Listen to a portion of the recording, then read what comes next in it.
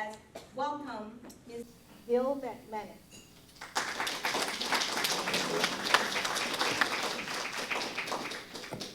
Thank you very much, Helen. Thank you, everybody. It's a pleasure to be here today. I think this is working. It sounds like it's working up here. Can you all hear me? Okay, just want to make sure. So yes, I've been in Rosemead now since April of last year, and you know, when you come to a new city, you have to learn a lot of things before you can even really kind of get started on development-related things, and a lot of it is getting to know local brokers, certainly, local stakeholders in the community, school district superintendents, and projects, the local street systems, the projects, needs as far as our city's infrastructure. And so with the first 6 months of my job, it's getting to kind of know that stuff. And certainly, I'm assessing things at that point in time. I'm looking at my team. I had a lot of gaps in my team when I first started. Of my directors, I have a total of 6 different department heads. I had 4 of those 6 missing. And so I had to actually recruit and to build a team. And so now I'm fully staffed. I have everybody on board. I'm very excited about being here. And I think Rosemead has a lot of wonderful things happening. And so today's presentation, I just want to kind of walk you through some of our projects that we have. Some of these projects are currently going. They're actually turning dirt. They're building right now. Some of the projects are in the pipeline. And then we have vacant parcels that I'll be sharing with you as well. But before that, one thing I just completed at the end of last year, I did had a city video done. And the city video is about 1 minute. I wanted to keep it short to the point. But the city hadn't really marketed or branded itself. And the city has a website. We have Facebook, and we tweet, and we have social media things, but we weren't really blasting out information. And so at the various trade shows I go to, when I'm talking with tenants and developers, owners, and all, I thought it was important for us to have something we could kind of brag about that kind of captures us in a nutshell. And so just to start off today, I'm going to show you a very quick 1-minute video that we just had out for about the last month and a half. And with that, if we could pull that up, please. They are the dreamers, the doers, the entrepreneurs. We know them well.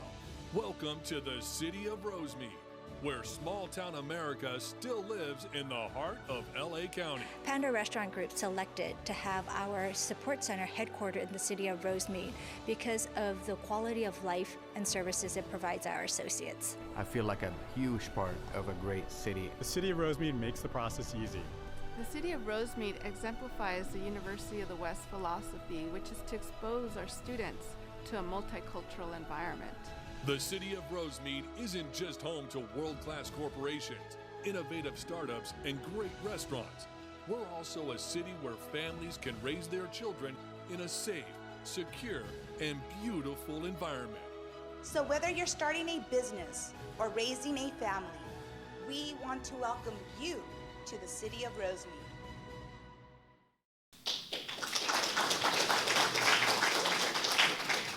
So we have that now, and not that helps to bring business in, but there's a lot of variables cities have to look at when they're talking with clients. And first and foremost, really, to me, is that you're business friendly.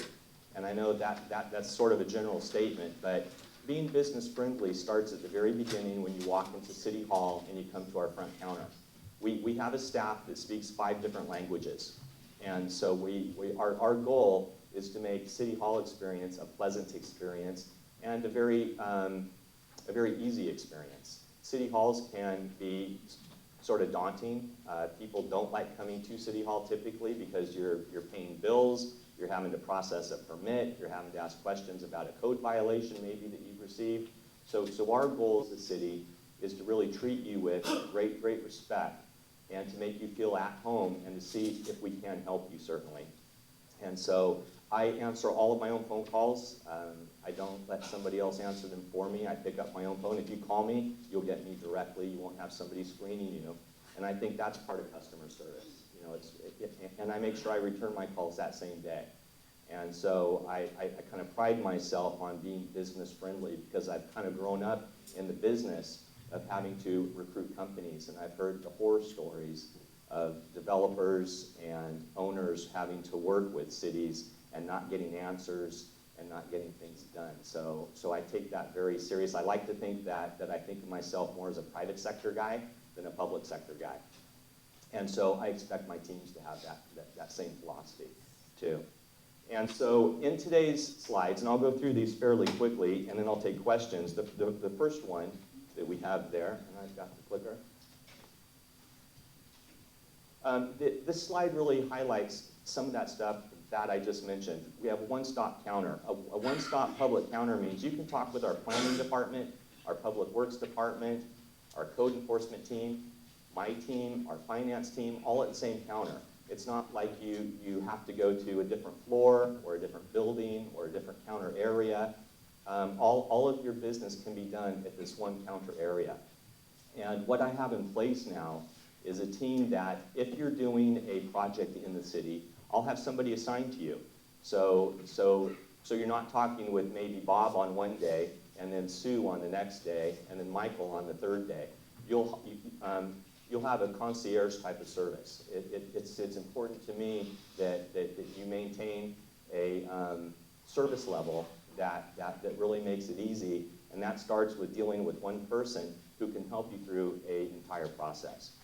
Streamlined permit process, which is what I just sort of talked about, but it's a very simple process. Our permit fees tend to be below average. Our fee structure at the city is enough to pay for the services that the staff provides, but our goal isn't to make money off of permits.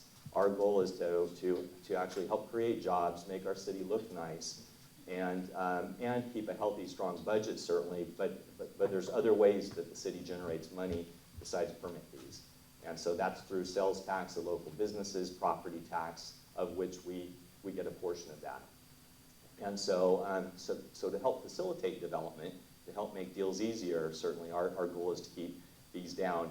And that's what the next four bullets are: low business license fees. We don't have special taxes. Many cities will have a tax on top of a tax. So you might have a city that has your state tax or your county tax, and then they'll add an extra 0.25%. And that 0.25% can add millions to a city budget. But again, our goal, and this is before I got here, this isn't anything I've done, this city's goal is to really welcome business, welcome shoppers, welcome clients in the city, and that starts with kind of trying to keep our fee structure down. So on these next series of slides, I'm going to walk you through a couple projects that we have completed. This project is a grocery outlet store. This was a former Fresh and Easy site that we had off of Rosemead and Valley on the southeast corner. And we had, back in last August, a new grocery store move in. Grocery stores, as you all might know, are very difficult to get in a city. They're very particular about where they go. They have to have a certain demographic, certain income counts. And so we felt very fortunate to actually backfill Fresh and Easy with another grocery type of use. So they've been in business now just over 6 months, and things are going well. And it's really a cool store inside. If you haven't stopped by, stop by. They have name brands, and they have a discount wall, and it's called a wow wall, I think, because if you walk in, you go, wow, that's a really good price on that stuff. And they have all name brands, and it's a good place to go. So I would encourage you to visit our local grocery outlet. This is an approved project that is in the building plan check phase right now. So our team is looking at it. This is on Garvey and Del Mar. It's a mixed-use project that will have 60 units of for-sale housing and about 15,500 square feet of actually retail commercial use, which is on the lower level. I think I can, oops, push the wrong one, sorry. Which is on that part right down in there as far as the retail commercial wrap that you see there. This next project is an approved project, which is also in building plan check. This is the Garvey Garden Plaza mixed-use project, southeast corner of Garvey and Delta in the city. And this project will consist of 48 units, which will be rental units, and 11,500 square feet of commercial. And again, most of the commercial wrap on these projects are on the lower level that you see down in here, and they have all of the residential component up above with a retail wrap, which is a fairly common model, as you all know, in development. Under construction, we currently have New Garvey 168 Plaza is what it's being called. And this is on the northwest corner of Garvey and Willard. And this project broke ground a while ago. Might have touched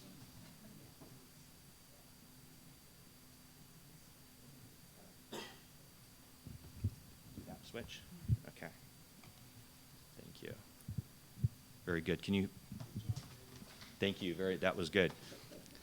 Testing. Can you guys hear me? You can't, okay, you can't hear me. Okay, good. All right, so this project under construction, as I mentioned, 28 units of for sale housing, and this will be about 10,500 square feet of retail commercial on the bottom. And it says retail there that you can see. So there's individual suites that they have there, and again, 28 units. And this project is targeted to be completed in February of next year, so just about a year from now.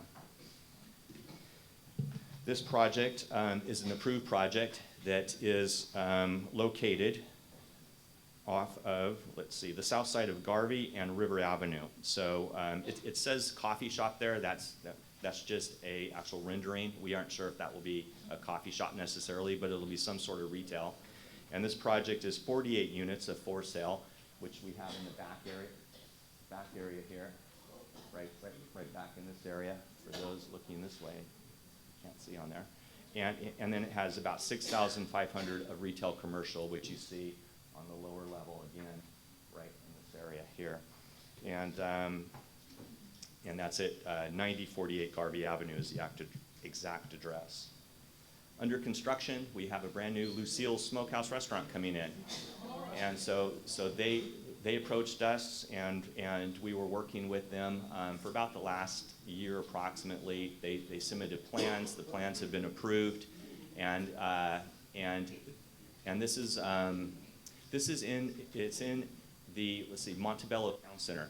Many people thought that actually Rosemead doesn't have any property there. We actually have a couple sites there that's within city boundaries. Macy's is actually in Rosemead, and the yes, correct, Olive Garden is in Rosemead. This is going next to that site on a grass pad right there. So this is a project that we were very excited to get. They're hoping to be open in the second quarter of this year. So sometime probably around April, May is my guess as to when they will officially be open. But this will be a nice addition. Next, under construction right now, this is the former Taco Bell site on Valley Boulevard. It's a Starbucks, as you can see. And so their target date to be open is March of this year. That's their current schedule. These are planned projects, the next couple. These are going through the city's process as far as environmental review and everything. This is the Garvey Earl mixed-use projects on Garvey and Earl. And it consists of 35 rental units and about 7,200 square feet of commercial retail, again on the lower portion of that rendering that you see in front of you. The Hampton Inn and Suites on Glendon Way in the city is currently in the process of being looked at as far as environmental looks, and this is a project that will consist of 123 rooms. And so we'll have a little restaurant inside, and it will be a nice addition on that section of Glendon Way, certainly for us once that hits the ground. Entitlement stage again, going through all of the process is this next project that you see in front of you, La Terra Planned Development, and this is Lawrence Avenue and Orange Street next to Don Bosco. And this project will consist of 21 single-family homes. And we would imagine this will be out of the entitlement and environmental phase probably in the next 3 to 4 months approximately. And now I'm going to walk you through a couple developable sites is what we call them.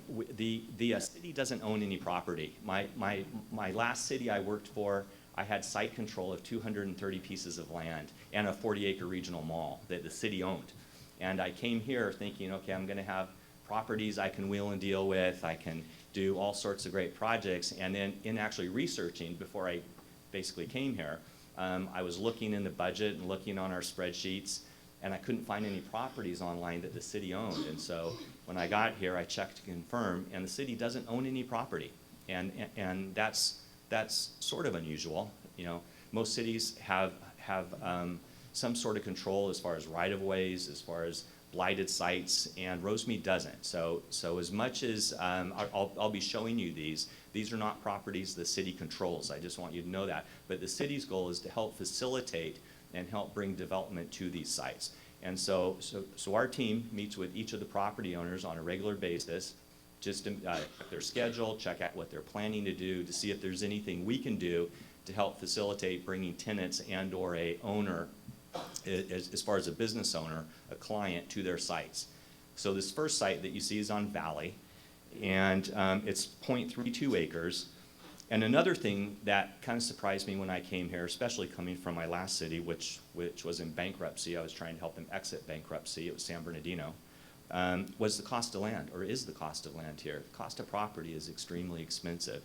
And so this site, according to what I've been told, and again, it's 0.32 acres, is going for about 12.5 million, is what I've heard. And I haven't seen anything in writing, but every source I check seems to point back to that, which is about $892 a square foot, which is off the charts. I mean, it makes it very hard if you're a developer to pencil buying the property, doing what you need to do from a planning component to get a project approved and all the fees associated with it, and then actually developing that site. So it's a pretty hefty ticket. But this is a site, nonetheless, that again, we meet with the property owner, talk with him on a fairly regular basis to touch base to see if there's anything we can be doing at the city to help facilitate development on his site. This next site is the former Bar Lumber site on 8614 Valley Boulevard. This is 3.3 acres in site. This has a lot of potential to it. It's a site that could have a lot of big box uses. It has a very high traffic count around here, so it's a prime location.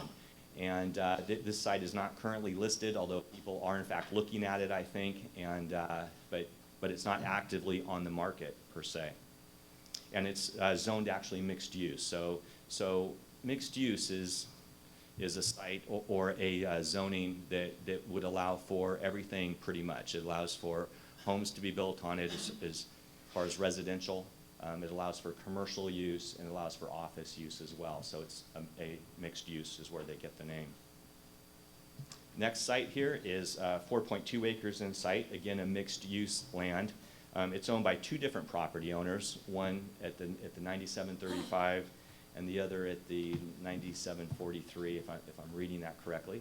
And both these sites are vacant. We see this would be a good project if the two sites were actually combined. We've met again with each of the property owners, trying to see if they are interested in doing a joint project, that there'd be a joint deal that they could do. And each of the property owners kind of has their own vision. And so far we have not facilitated bringing them together, but that being said, we will keep working at that. But we see this off of Valley and then actually Temple City Boulevard, as you can see there on the slide off to your left, is a prime site, good visibility, and a site we would like to see developed in the city. This is probably the biggest site that I've had the most conversations with since I've been here. This property was sold 6 or 7 years ago, approximately. Is that about right, sir?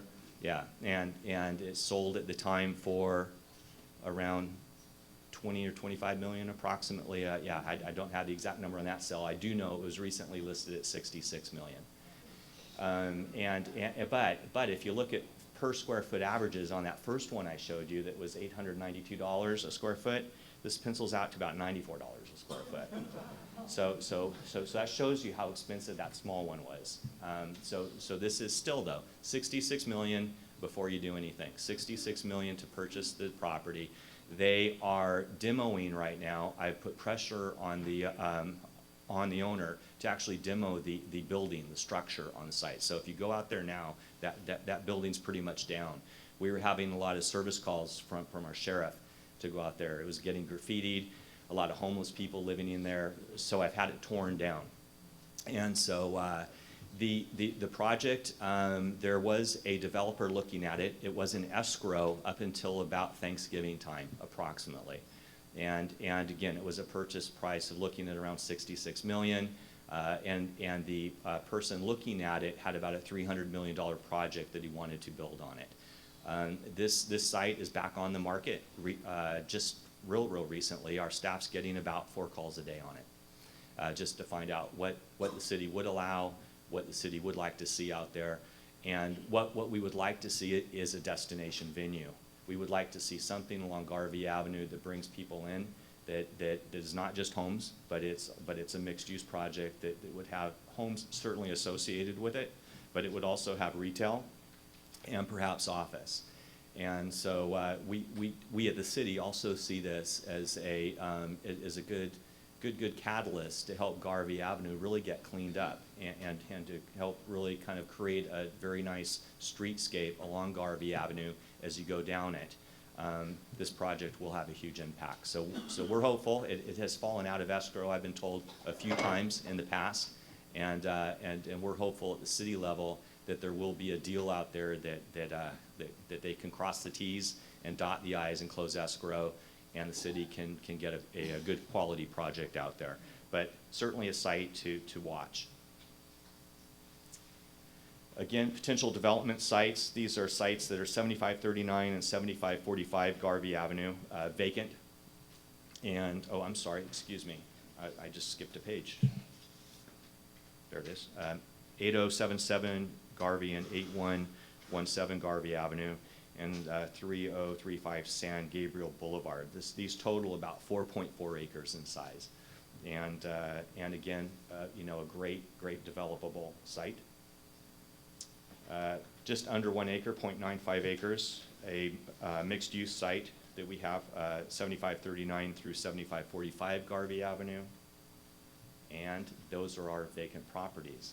And so with that, I wanted just to allow time for you guys to ask me any questions that you might have, either about the city, about development in the city, or about anything that has to do with the city of Rosemead. I'd be happy to answer any questions.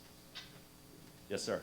Yeah, what's the difference between the corridor of Valley Boulevard and Garvey in terms of FAR? Well, how high is the building around it?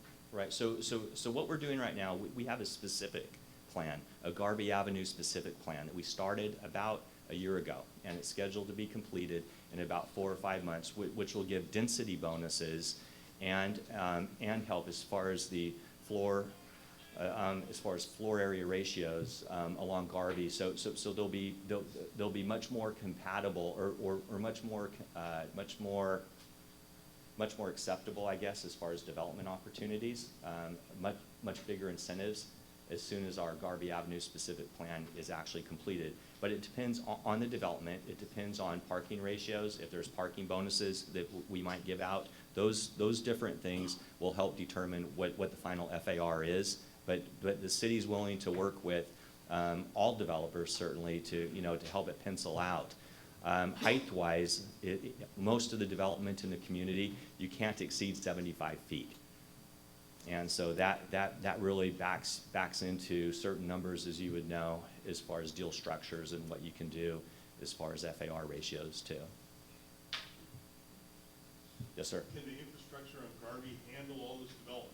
That's a great question. So on the 16-acre site, one of the questions or one of the issues we're looking at is actually water capacity. Is there enough water capacity to pass all the fire codes you would have to do or have in place to build out a 16-acre site that's 75 feet tall? You got a lot of development in that space. And so currently the site is not stubbed out for it. So the cost of doing that would be a burden of the developer. And so that's all part of the equation when they back into a cost estimate, what the project is going to cost and how it pencils. they have to look at that. But right now, as that site sits, it's not currently stubbed out as far as the water infrastructure. Streetwise, Garvey Avenue is good, but it will change sidewalks, it will change drive approaches and various things along Garvey, certainly streetscape that we do. But power-wise, it's okay. But certainly water is something that the city's looking at. Yes? My question was related to that in terms of, when you show us all those developments, what are the priorities and challenges that you guys are facing? Well, challenge is that the city doesn't own anything. So without having site control, it really ties my hands. I can't facilitate a deal. I can only help to bridge a deal. I can help to bring the players together. And so our city team is doing just that on these sites. We're trying to bring in national tenants, work with other developers, work with brokers, certainly. I'm planning a first-time brokers roundtable that I'm currently talking with actually my team on to schedule probably in the spring.